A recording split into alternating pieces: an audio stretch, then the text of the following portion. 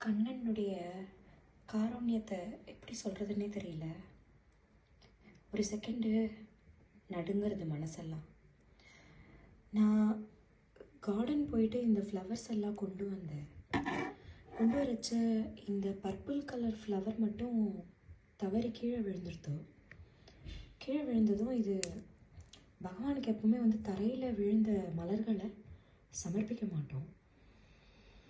ஆனால் எனக்கு எப்போவுமே நான் மலர் கீழே விழுந்ததுன்னா அதை வைக்கவே மாட்டேன், ஒதுக்கி வச்சிடுறேன். நான் இன்றைக்கி இந்த மலர் கீழே விழுந்ததும், கிருஷ்ணா இந்த மலர் கீழே விழுந்து உனக்கு உபயோகப்படாமல் போயிடுச்சு, ஆனால் இதுக்கும் ஆசை இருந்திருக்கும் இல்லையா உன்கிட்ட வர அப்படின்னு.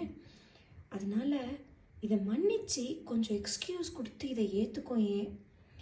என்கிட்ட மலர் இல்லாமல் இல்லை, ஆனால் அப்படி கேட்க தோணுச்சு கண்ணன் கிட்ட.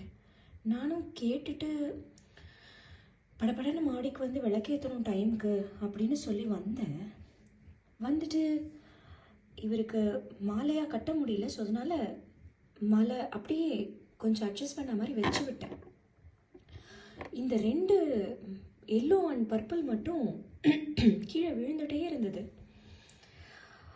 அப்புறமா இதை அட்ஜஸ்ட் பண்ணும்போது இந்த எல்லோவை தூக்கி அவருக்கு வைக்கணும் அப்படின்னு சொல்லி பர்பிளை தள்ளி வைக்கணும், எல்லோ தான் அவருக்கு ஹைலைட்டாக இருக்கணும், அதனால் எல்லோவை வைக்கலாம் அப்படின்னு சொல்லிட்டு எல்லோவை மேலே வச்சுருந்தேன்.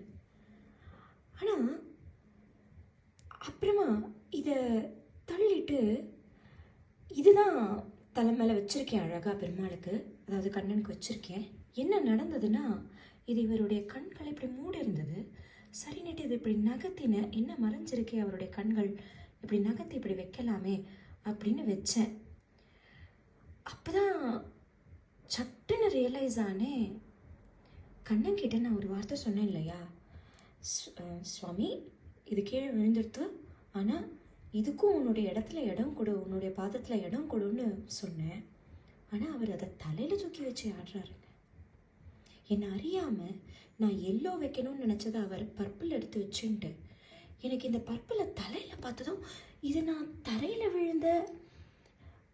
விழுந்ததை நான் அலம்பி கொண்டு வந்த மலராச்சே, அதுவும் பெருமாளுக்கு நான் இதை ஏற்றுக்கோன்னு சொல்லி நான் அவர்கிட்ட பெர்மிஷன் கேட்டு வச்சதாச்சே, அதை தலையில் தூக்கி வச்சு ஆடுறாரு.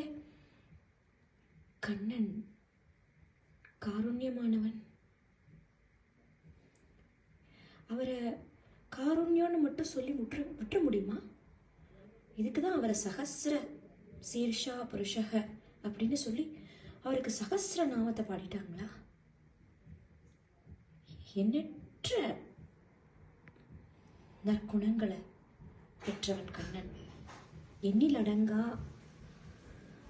காருண்யத்தை பெற்றவன் கண்ணன். கண்ணனை நம்பினவங்க என்னைக்கும் அவன் அது உபயோகப்படாத சாஸ்திர பிரகாரம்னு சொன்னா கூட அதை தலைமையில தூக்கி ஆடுறான்னா பகவானுடைய காருண்யத்தை நாம பார்க்கணும். ஜாதி இல்லை, மதம் இல்லை, பகவானுடைய பாதத்துக்கு போனா போதும், கட்டாயம் அவன் தலையில தூக்கி ஆடுவான். சர்வம் ஸ்ரீ கிருஷ்ணா.